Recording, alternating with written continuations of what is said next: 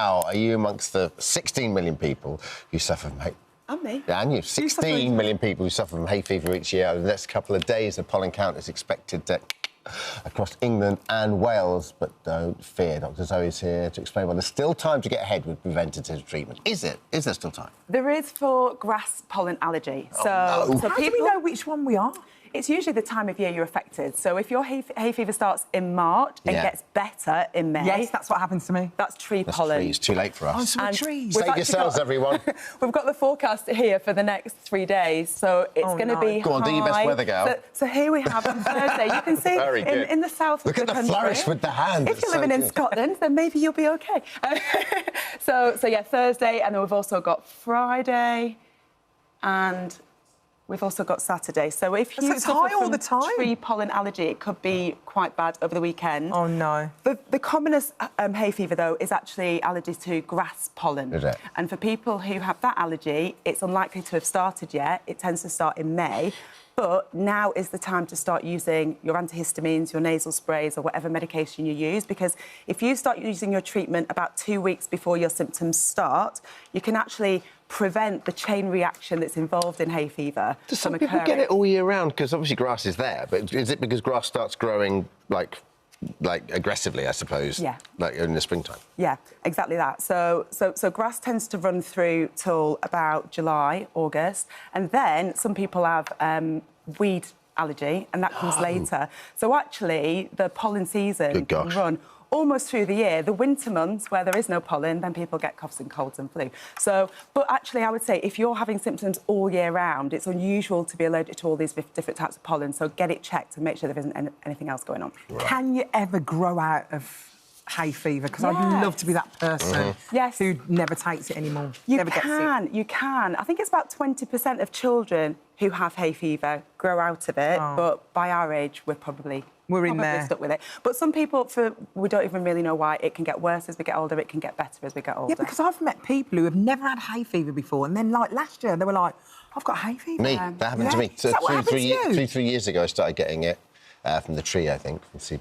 Did you move house? Because sometimes if you move house, sometimes people find that when they go to work, it's worse, or when they come home, it's worse. And it might be due to the plants. But then mine slackened off, I think, over the last... Like, I had it really bad for a year, and then it sort of just kind of bedded down a little bit. Is that normal? It can do. It can, and it can depend upon your own health at that particular time as well.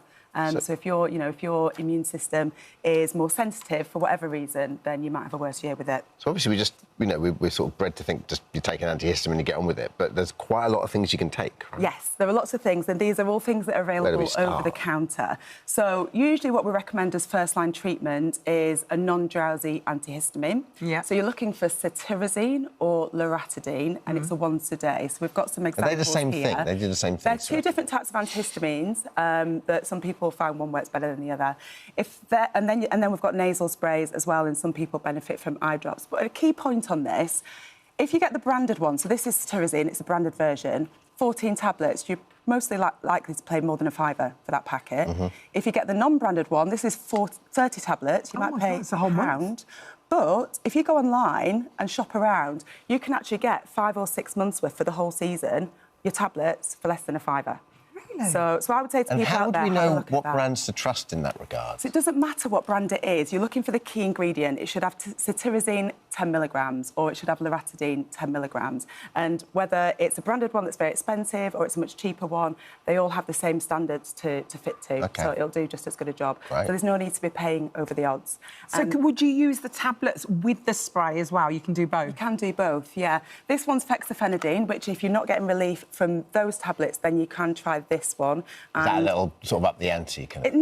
Well, it can do, but some people might respond better to these ones, so we usually recommend trying these ones first. And actually, this is 120 milligrams. If that's not effective, your GP can prescribe a higher dosage. But these are all available over the counter for cheaper than the cost of a prescription, so there's no need to go to your GP, go to your pharmacy for it.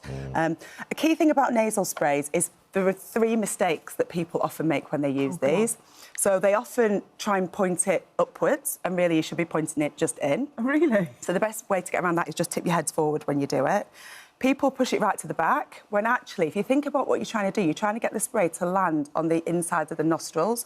So if you push it right to the back, You've missed it. I thought it's supposed to go down your throat. Me too. No, been doing it wrong. Just inside. And the third one is a lot of people do a big sniff. Again, you're going to sniff it into the back of your throat. That's what I thought you were supposed to do. No, so you spray it, head forwards, just inside, spray it and just breathe in gently. And that way you're coating the nostrils. This is the thing.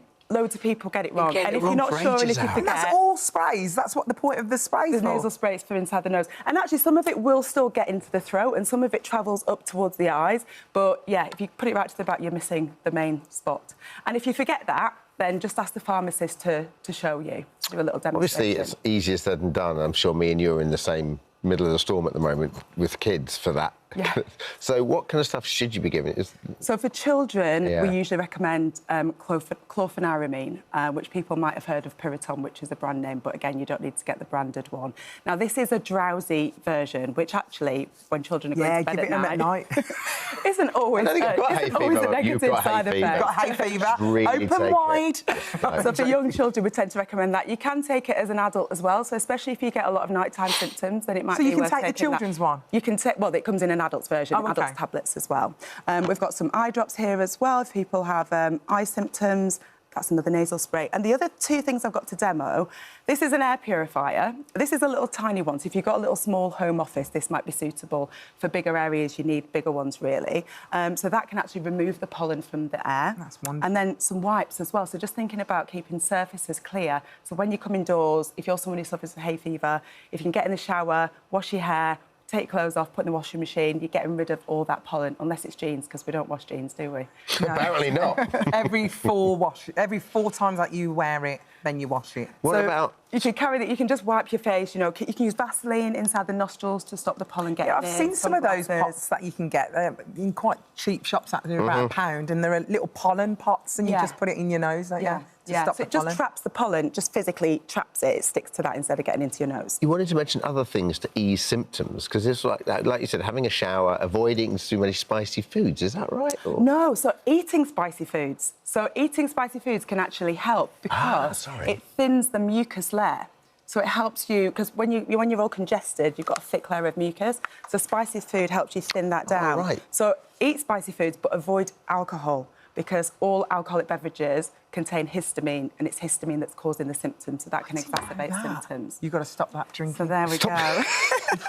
Especially if your symptoms are worse in the evening. I've got some sort of problem or something. I'm sure I don't know what you're talking about.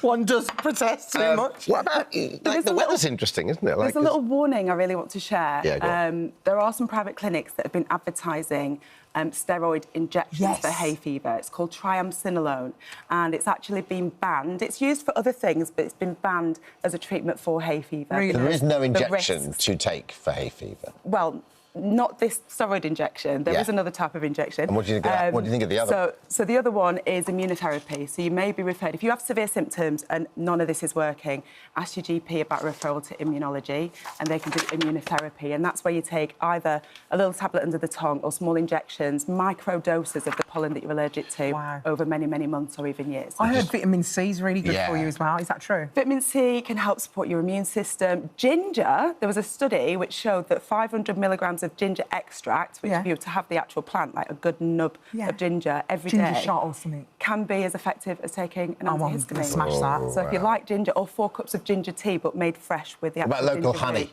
No, there's no good evidence for local honey. And that's because the bees, they go to the beautiful, colourful flowers, which we're not allergic to. Those pollens don't bother us. It's the grass pollens, the tree pollens. What about the rainfall? Is that good? The rainfall? So if it's very light rainfall, that can wash the pollen away. But if it's heavy rainfall, it can actually cause what's called a pollen burst. Oh, no. And it pushes all the pollen into the air and can make it worse. So it depends on the type of Lastly, what about acupuncture? So there is some evidence for acupuncture. It's not conclusive. It's one of these where it's kind of some people have benefited, but there isn't enough evidence for us to say roll it out in the NHS. OK. So, guys, so much this was so good. Start taking your treatments now if you get grass pollen.